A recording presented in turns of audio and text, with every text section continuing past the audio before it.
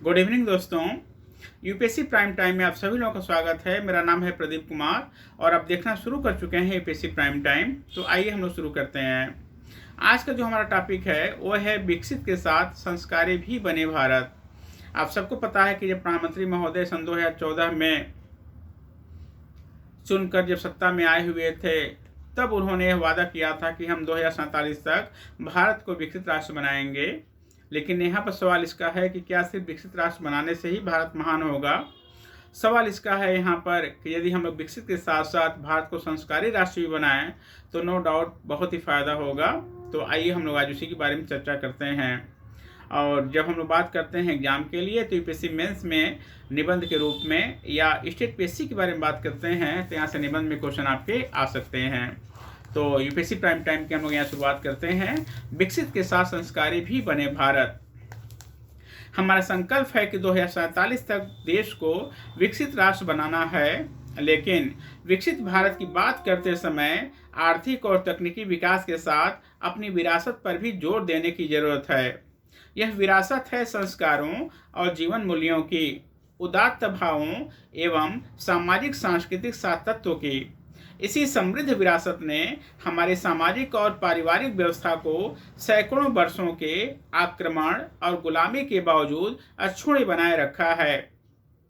विकसित भारत से आशय यही है कि समृद्धि के साथ संस्कार भी सहगामी बने।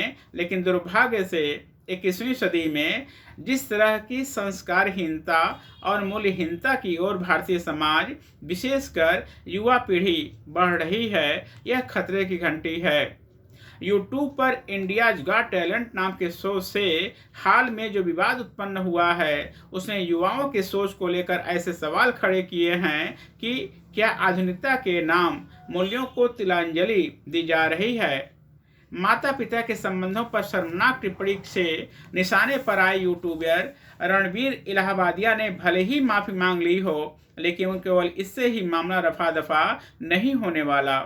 इस मामले में बढ़ते आक्रोश को देखते हुए इलाहाबादिया और उनके साथ मंच साझा करने वाले समय रैना, अपूर्व मखीजा आदि पर कार्रवाई का दबाव बढ़ा है। महाराष्ट्र के मुख्यमंत्री देवेंद्र फडणवीस ने भी कहा है कि यदि सीमा पार की गई तो उनके खिलाफ कड़ी कार्रवाई की जाएगी। केंद्रीय महिला एवं बाल विकास मंत्री अन्नपूर्णा देवी ने राष्ट्रीय महिला आयोग को निर्देश दिया है कि वह नोटिस जारी कर जवाब तलब करे। शिक्षाविदों, कलाकारों और कई नेताओं ने भी इसकी निंदा की है। रणबीर इलाहाबादिया और उसके साथियों की बेहुदा टिप्पणियों के बाद ऑल इंडिया सिने वर्कर्स एसोसिएशन ने शो के खिलाफ सख्त कार्रवाई की मांग करते हुए इंडियाज गॉट टैलेंटेड पर प्रतिबंध का आग्रह किया। महाराष्ट्र से लेकर असम तक एफआईआर दर्ज हुई है। समाजशास्त्री दुर्खिम के शब्दों में कहें तो इस मामले ने पूरे देश की सामूहिक चेतना को झकझोर दिया है और विपरीत वैचारिक ध्रुवों पर खड़े लोग भी टिप्पणी करने वाले लोगों की एक सुर में कड़ी निंदा कर रहे हैं। इस विवाद ने ऑनलाइन कंटेंट की सीमाओं और जिम्मेदारियों पर एक महत्वपूर्ण चर्चा छेड़ी है। इस मुद्दे से न केवल सांस्कृतिक, नैतिक और संवैधानिक पहलू बल्कि परिवार और सामाजिक व्यवस्था से संबंधित प्रश्न भी जुड़े हुए हैं।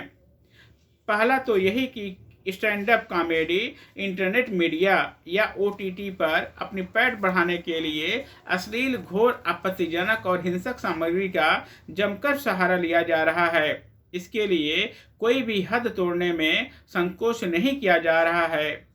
एक से लेकर इंस्टाग्राम, फेसबुक और यूट्यूब पर ऐसे अश्लील, अभद्र कंटेंट की भरमार है जो नई पीढ़ी को तेजी से अपने गिरफ्त में ले रहा है।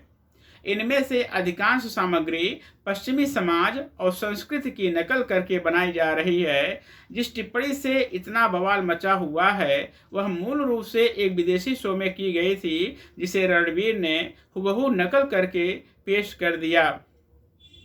याद रहे, पश्चिमी समाज संस्कृति भारतीय मूल्यों के विपरीत व्यक्तिपरक समाज है जो कई बार परिवार एवं मर्यादा के बंधनों को भी स्वीकार नहीं करता। उसमें भोग और भौतिकता ही सर्वोपरि है। लेकिन क्या हम इसी तरह का भारत बनाना चाहते हैं? जहां काफ़ी लोग रणबीर इलाहाबादिया की निंदा कर रहे हैं, वहीं कुछ ओक उदारवादी और मार्क्सवादी कहलाने वाले बुद्धिजीवी इस पर लीपापोती में लगे हैं।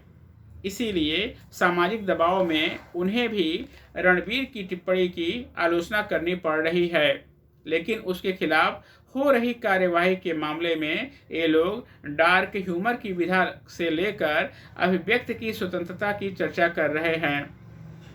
जहां एक आक्रोशित वर्ग सेंसर की बात कर रहा है, वहीं कुछ लोग स्वनियमन यानी सेल्फ रेगुलेशन का सुझाव दे रहे हैं। इसे अनदेखा नहीं किया जा सकता कि अभिव्यक्ति की स्वतंत्रता के नाम पर विकृति या अपसंस्कृति के सामान्यीकरण या कूल कहने के ऐसे प्रयास लंबे समय से रहे हैं।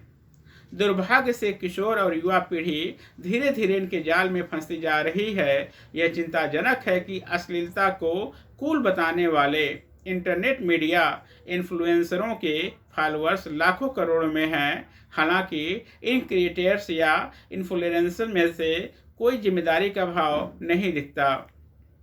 चिंता की बात यह नहीं है कि उनकी घृणित टिप्पणियों को भी खूब वाहवाही मिलती है, बल्कि यह भी है कि माता पिता के प्रति जो सम्मान सेवा का भाव होता है या परिवार में जो सहज उदात्त परिवेश होता है, उसे ऐसे कंटेंट कथ्य ध्वस्त करने में लगे हैं।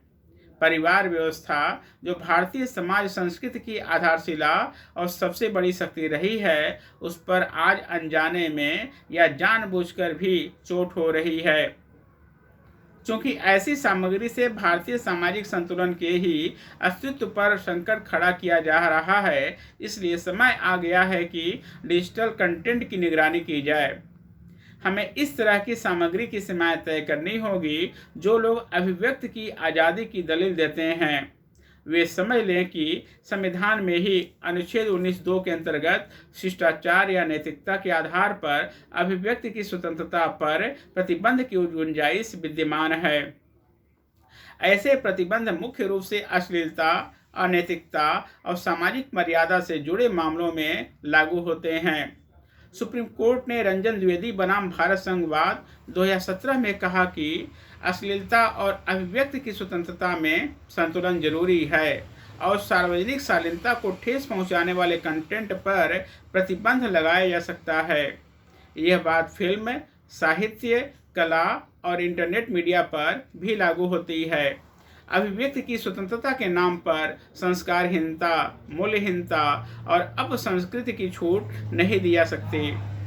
पारिवारिक मर्यादा एवं सामाजिक संतुलन को चोट न पहुंचे, यह भारतीय समाज के अस्तित्व के लिए तो जरूरी है ही, विकसित भारत के लिए भी अनिवार्य है। तो आज के प्राइम टाइम में बस इतना ही। आप सभी लोगों का बहुत बहुत धन्यवाद। Thank you.